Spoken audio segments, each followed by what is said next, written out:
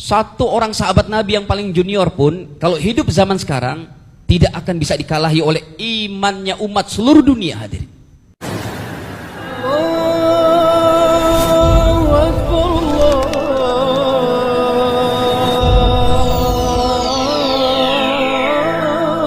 Akbar. hadirin, sahabat Umar bin Khattab banyak sekali beliau tunjuk tangan di majelis Nabi. Saya terkesan ketika membaca hadis Sahih Bukhari Muslim, Nabi bersabda, yadkhulunal jannata min ummati sab'una alfan bighairi hisab. Ini hadis yang memang membuat kami bersedih. Ya, sedihlah karena belum tahu jawabannya sebelum tahu. Ini jawabannya sangat susah. Hadisnya itu didapati dalam bukan kutubus sittah, karangan imam-imam 6 kitab, tetapi bukan dalam 6 kitab itu. Contohnya begini.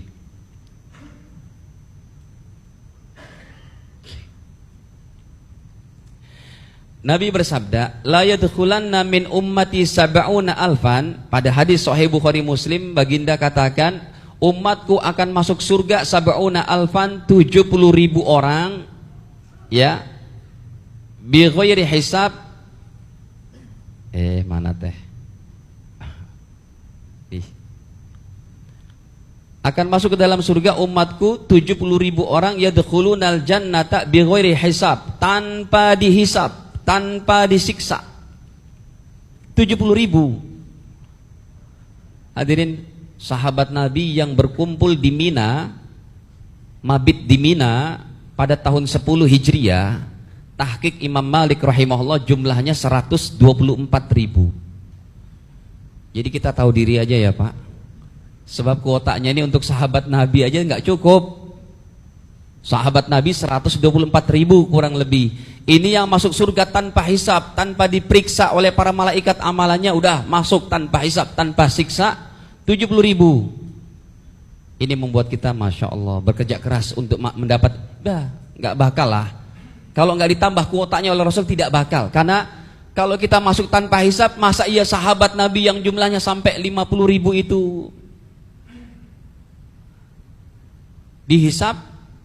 Satu orang sahabat Nabi yang paling junior pun kalau hidup zaman sekarang tidak akan bisa dikalahi oleh imannya umat seluruh dunia. Hadirin, karena mereka orang-orang sudah mendapat ridho Allah radhiyallahu anhum.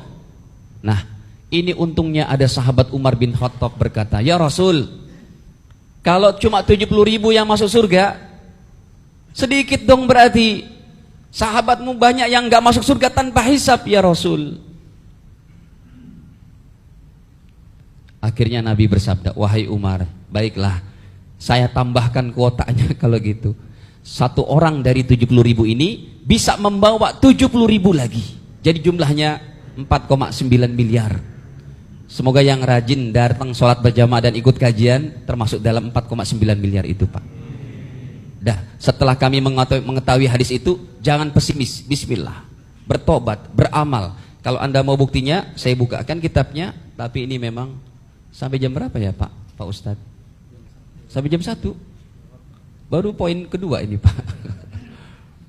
Subhanallah. Cuma yang saya sampaikan ini penting, supaya kita tidak berkecil hati dengan sabda Nabi yang kita kurang mengerti juga hadis yang lainnya.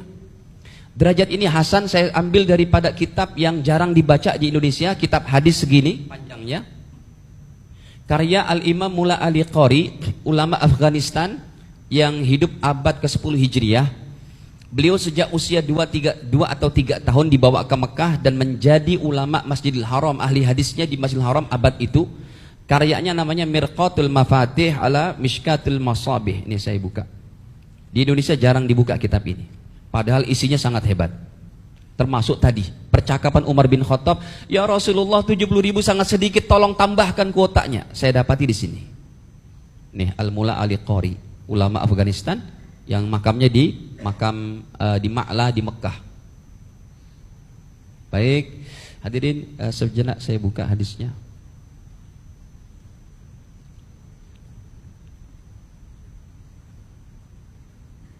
Supaya kita berbesar hati hadirin, jangan pesimis, mintalah surga Firdaus.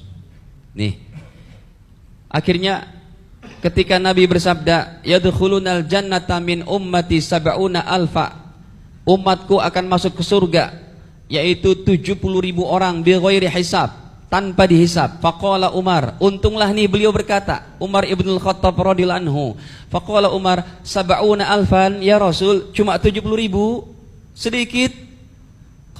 Maka Nabi bersabda, "Na'am, baiklah kalau gitu wahai Umar, saya tambahkan kuotanya wa ma'a kulli wahidin." Kata Rasul, setiap satu orang dari 70.000 tadi bisa membawa sab'una alfan, bisa membawa 70.000 lagi.